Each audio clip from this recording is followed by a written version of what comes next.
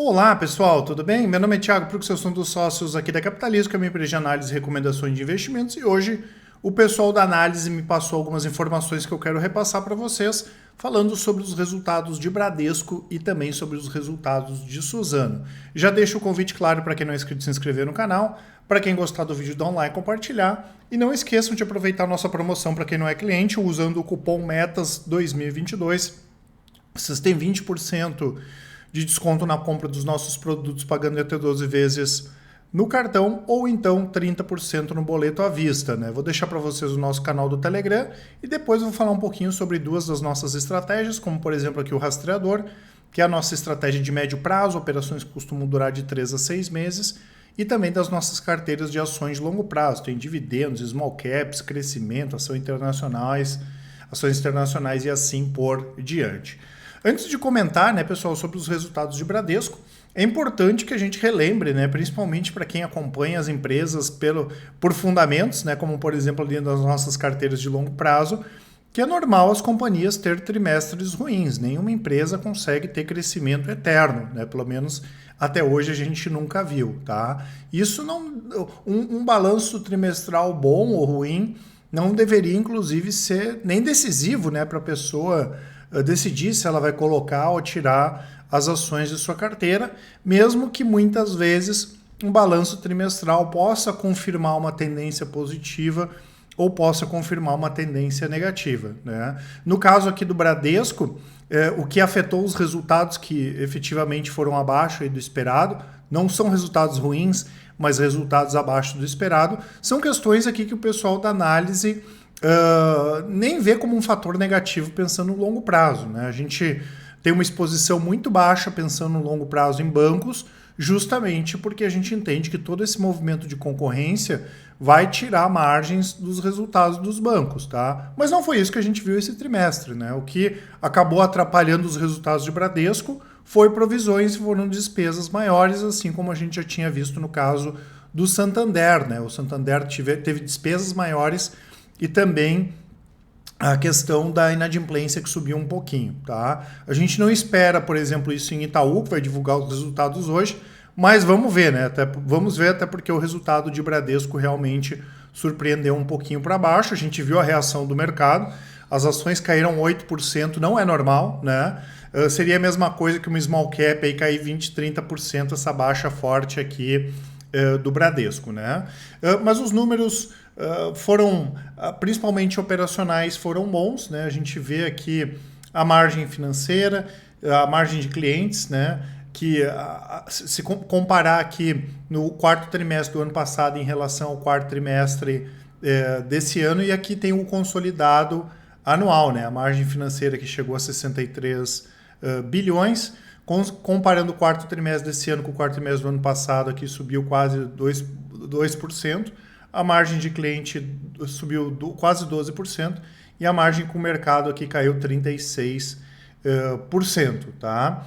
E aqui nós tivemos a surpresa negativa, né, que foi a questão dos provisões para pagamentos duvidosos, né, que fechou o ano passado em 15 bi e no quarto trimestre foi 4 bi e 200, e a gente imaginava já que esse número aqui ele viria menor, tá? E qual a consequência desse número, pessoal? É que possivelmente 2022, ao contrário do que a gente esperava para o Bradesco, pode ter provisões até maiores do que o ano de 2021, né? Então, a gente pode ver provisões iguais, 15, 16 bi em 2022 e quem sabe até próximas a 20 bilhões de reais, né? E talvez por isso até o mercado tenha dado essa cacetada aí nas ações do Bradesco, tá? E o efeito prático disso principal é que o pagamento de dividendos ele acaba sendo comprometido, né? Um pedaço dele, e é um dos grandes atrativos dos grandes bancos aí em relação a essa questão aí de pagamento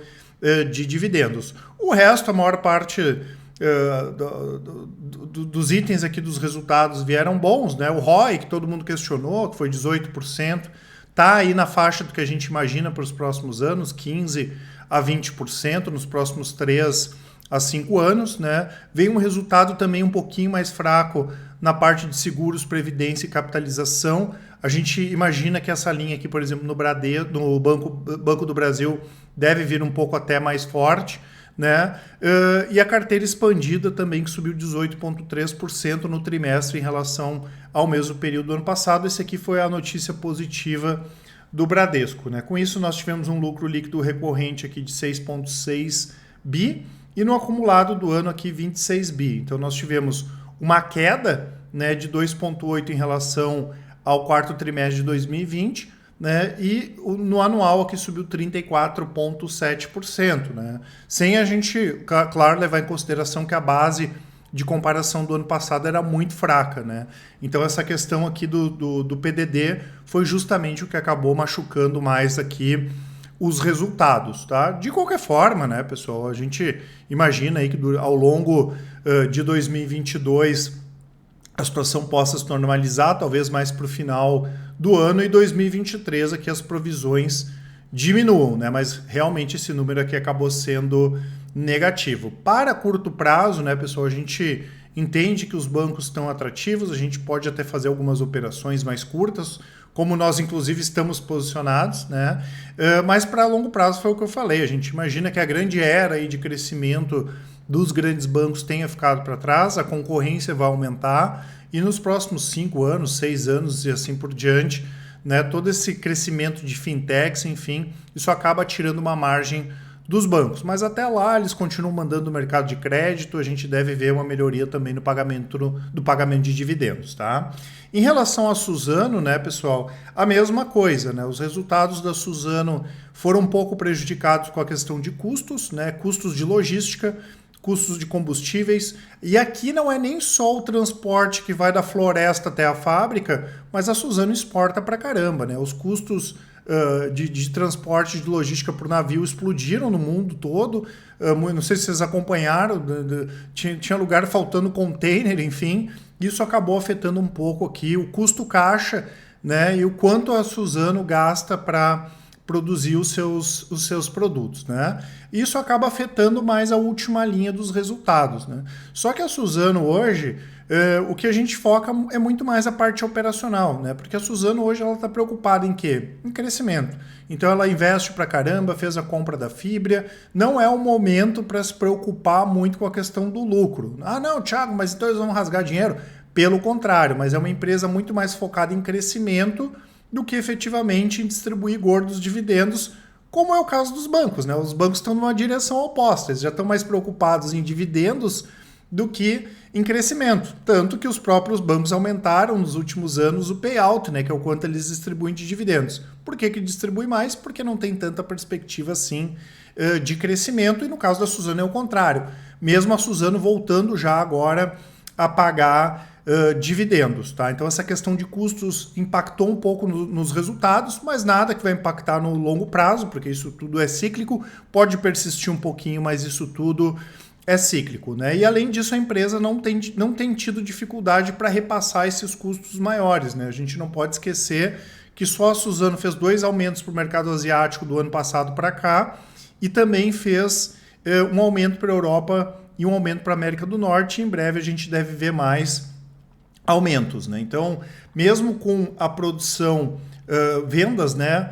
Quando a gente fala em toneladas mais baixa do que 2020, que foi um ano muito bom, né? Já era uma base de comparação bastante elevada. A gente não pode esquecer que essas empresas, como a Suzano, sofreram um pouco com a questão do Covid.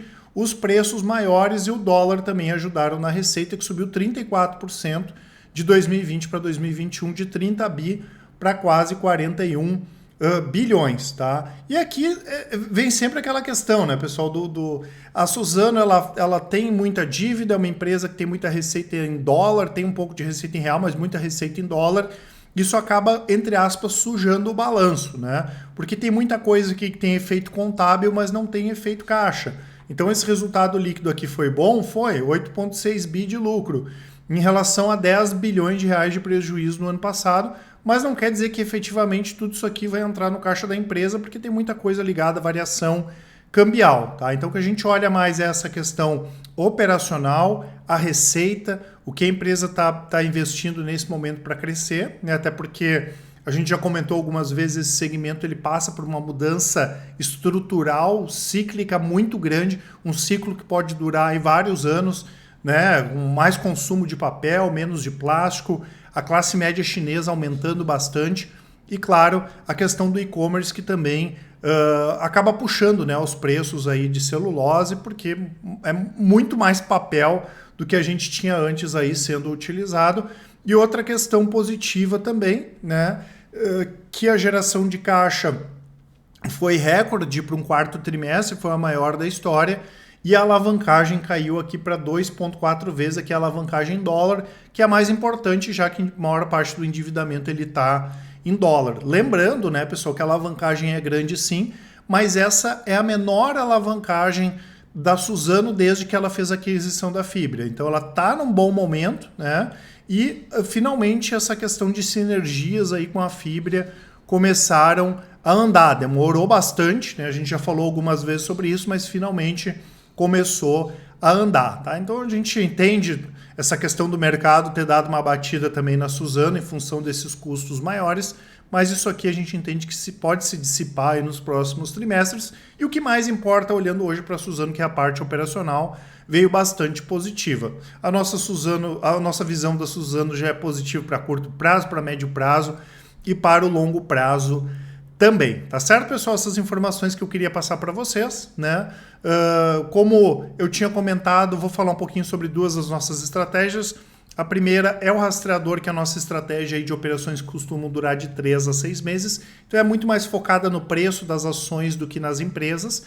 E temos também, né, inclusive ela está desde aqui de 2017 fechando positivo, né? Está com um desempenho muito bom, 2.000% contra 86% do Ibovespa, e temos as nossas estratégias fundamentalistas, que são, claro, preocupadas com o preço das ações, mas muito mais preocupadas com a qualidade das empresas e com perspectivas de longo prazo. Então nós temos carteiras aqui, uma micro small cap, tem a carteira Thiago Prux, que é uma carteira global, né? 90% da carteira é formada por ações internacionais ou ativos brasileiros que também têm negócio no exterior. Tem a Top Crescimento, que é empresas mais focadas em crescimento, e claro, a carteira de dividendos, que é focada tanto na valorização das ações quanto com o pagamento de dividendos. E é uma carteira mais estável, né? Ela tende a ter uma estabilidade maior, né? Eu peço sempre, né? Confiram, comparem, vocês vão ver que as carteiras da Capitalizo aí hoje são as mais rentáveis do mercado, assim como as nossas estratégias de médio e de curto prazos também. E lembrando, quem tem investimentos, tem uma carteira de ações, quer passar para os nossos analistas aqui para avaliação, é um serviço que a Capitalizo faz para os nossos clientes, né? Não esqueçam, aproveitem a nossa promoção para quem não é cliente da Capitalizo. Vou deixar para vocês aqui na descrição os links com os produtos, e dúvidas vocês podem mandar um e-mail ou então mandar um áudio lá para o Telegram, para o WhatsApp, que com certeza o pessoal do atendimento vai auxiliar a todos com a maior satisfação, tá certo? Um grande abraço e ótimos investimentos. Até mais!